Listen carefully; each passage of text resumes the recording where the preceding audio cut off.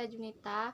Saya Fitratul Masrura dari 12 Akuntansi. Kami akan mempresentasikan tentang 11 Special Journal. yang pertama ada Sales Journal atau jurnal penjualan. Sales Journal ini berfungsi untuk mencatat penjualan barang dagangan yang dilakukan dengan pembayaran kredit.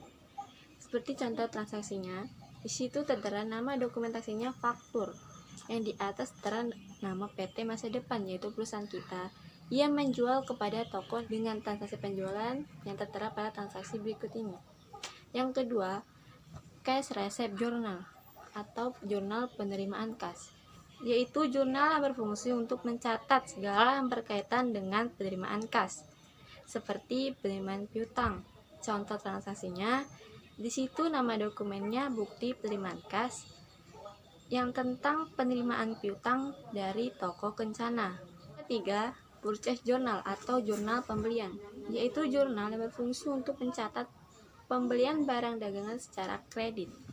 Seperti contoh transaksinya, di situ tertera dokumen transaksinya faktur dari PT Nusa Indah kepada PT Masa Depan.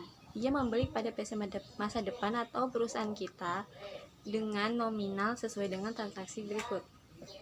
Yang keempat, Cash Payment Journal atau jurnal pengeluaran kas. Itu jurnal yang berfungsi untuk mencatat segala yang berkaitan dengan pengeluaran kas, seperti pembayaran utang, pembayaran beban.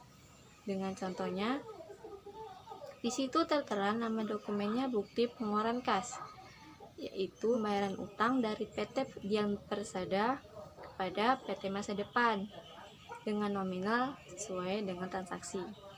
Yang kelima, General Journal atau jurnal umum, digunakan untuk mencatat transaksi keuangan perusahaan dalam suatu periode dengan cara mendebit atau mengkredit akun yang bersangkutan.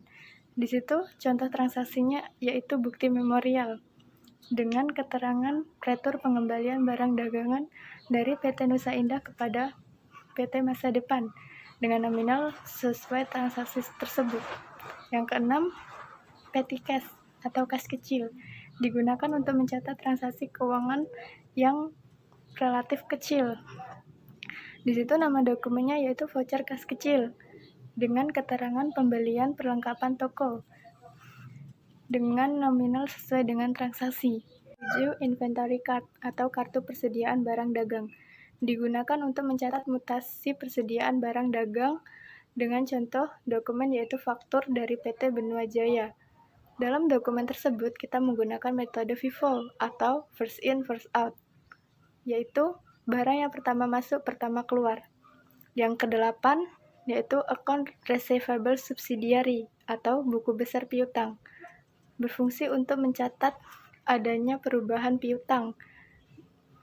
Contoh dokumen transaksinya yaitu faktur dari PT Benua Jaya kepada PT Masa Depan. Nomor 9, buku besar pembantu utang biasa disebut dengan Account Payable Subsidiary yang berfungsi untuk mencatat perubahan utang kepada kreditor secara individual, sehingga merupakan rincian dari akun utang dagang dalam buku besar umum.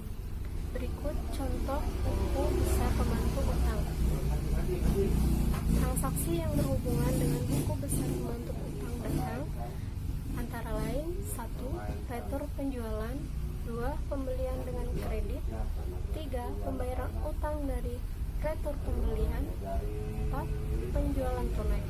Yang ke-10, daftar saldo piutang biasa disebut dengan account receivable list, adalah saldo-saldo setiap buku besar pembantu piutang yang dimana jumlah saldo daftar piutang harus sama dengan akun buku besar piutang dagang. Berikut contoh daftar saldo piutang. 11. Daftar saldo utang biasa disebut dengan account payable list, adalah saldo-saldo setiap buku besar pembantu utang yang dimana jumlah daftar saldo utang tersebut harus sama dengan saldo akun buku besar utang dagang. Berikut contoh daftar saldo utang.